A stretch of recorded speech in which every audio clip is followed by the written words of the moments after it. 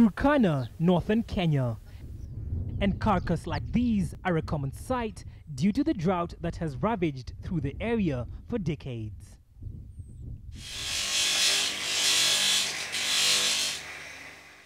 But the artistic gifts of the Turkana people has enabled craftsmen in the area to make an extra coin from the leftover bones and horns they use as raw material for a unique purpose. 22-year-old Geoffrey Ewoyi is skilled at turning skeletons into objects of beauty. Today, he is filing bones, part of the process required to turn them into ornate works of art. Toka kwa hizi bones tunaipata kwa butchery ama mistuni. We get these bones from the forest or butcheries. Then we sit down and cut them before boiling them in a soap solution. After that, we leave them to dry, then we start working. A few miles from where the bones are processed is a small women's cooperative project called Akolong Crafts, meaning sun in Turkana. It's a project funded by a local church. Its mission is to reach out to the youth and women of Turkana district by tapping local talents through artwork. Cecilia Musheru has been supervising this initiative for the last 5 years, a scheme that has seen lives of the youths transformed.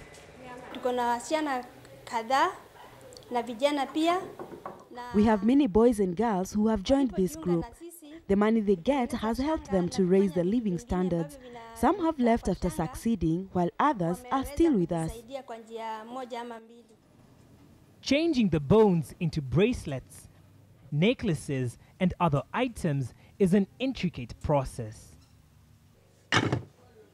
First, any remaining skin has to be removed. Then, they are cut into different shapes and sizes, smoothed and sanded. Isaiah Lokwai has been working with bones for more than 2 years. For him, it's not just a way of making a living, it's a passion. The butcherman used the meat from the bone, but I want to use the bone to make the crafts. I clean it first, put the nails as the stands, then take it for welding. Now, it is ready to be painted, and after that, we put the beads. Many of the women who work here come from the rural parts of Turkana. Gladys Kiyapi is one such lucky woman. Since I came to Lodwar, I have been making these necklaces to get a little money to help my family. In the rural villages, there was nothing for us to do.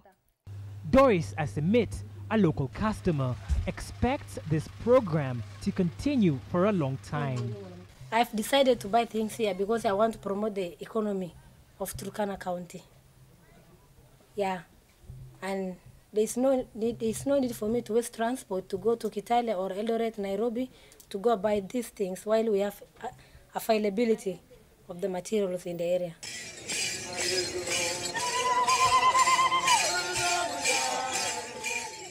While the finished head, ear, and neck pieces are worn in different ways by men, women, and children, they can also be used as a means of identification between one community and the other.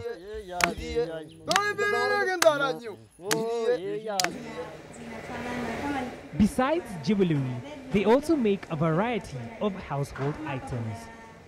One good example is this candle holder, shaped and dressed to resemble an African lady.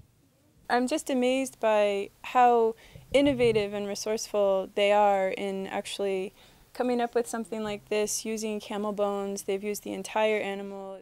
Yeah, they're wonderful, and they're a little bit heavy, so it might be hard to carry when you go back home, but there's something to remember the Turkana people by. As you can see, they're dressed like the traditional Turkana women with their beads. On average, the craft center makes around $750 per month from the sale of bone art. This is used to fund health and education projects in the community. Kenyan art is appreciated the world over. This new medium, the bone, is gaining popularity with some inspiring results and turning waste into some very special works of art. One thing is clear, a determined new artistic generation is beginning to experiment and is turning nothing of any value into something very special indeed.